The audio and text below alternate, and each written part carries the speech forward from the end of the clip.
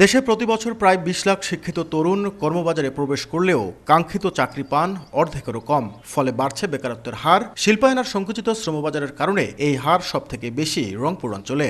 আমাদের বাংলাদেশের বোধহয় চাকরির বাজারের সবচেয়ে বড় সমস্যা হচ্ছে একাডেমিক লেখাপড়ার সাথে চাকরি জীবনের যে লেখাপড়া সেটা কোনো পার্থক্য নেই। ১৫০০-২০০০ যদি পোস্ট থাকে সেখানে দেখা যায় যে ৪ লাখ ৭ লাখ পরীক্ষার্থী। আমারও প্রিপারেশনটা আরো বাড়ানোর দরকার, না হলে তো ভালো জায়গায় হয়তো বা যাওয়া যাবে না। তবে হতাশার এই ছবিটা পাল্টে দিচ্ছে ইচ্ছাশক্তি এবং প্রযুক্তি। E commerce, freelancing, digital marketing কিংবা ক্ষুদ্র ও মাঝারি উদ্যোক্তা হিসেবে নিজের পণ্যের ব্র্যান্ড তৈরি করে ঘুরে দাঁড়াচ্ছেন অনেক তরুণ তরুণী।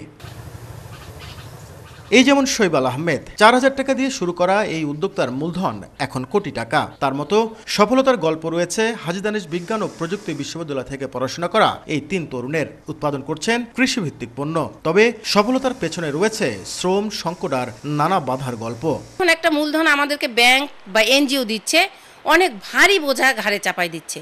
হয় অল্প সময়ে অল্প মেয়াদে পরিশোধ করার, নয়তো অনেক বড় একটা অ্যামাউন্টের লভ্যাংশ নিয়ে। বাগানে কোনো লোনের আমাদের কোনো অপশন নাই। আপনি যদি কোনো মশলা জাতীয় ফসল করেন তাহলে তো আপনাকে হয়তো আমরা সাপোর্ট করতে পারি। টাইমলি যদি আপনি পেস্টিসাইড তারপরে ইনসেক্টিসাইড এগুলো যদি প্রয়োগ করতে না পারেন, সেক্ষেত্রে আপনার দেখা যাবে পুরো কৃষিটা ডিস্ট্রয় হতে পারে, ধ্বংস হতে পারে।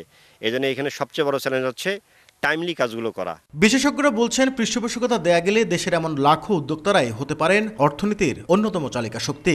আমরা যদি এই খাতের মধ্যে বিনিয়োগ করতে পারি, এই খাতে যদি আমরা মানুষকে আগ্রহী করে তুলতে পারি, এই খাতে একজন মানুষ যেন তার পেশার বিকল্প হিসেবে এই পেশাটাকে বেছে না নিয়ে প্রথম পছন্দ হিসেবে যদি উদ্যোক্তা হতে পারে, তাহলে কিন্তু এই সংকটগুলোর সমাধান সম্ভব। গবেষণা বলছে ১৮ থেকে ৩৫ বছর বয়সী ৬২% তরুণী নিজেদের ব্যবসা শুরু করতে আগ্রহী। তবে প্রয়োজন বাজেটে বিশেষ বরাদ্দ এবং সরকারি উদ্যোগ।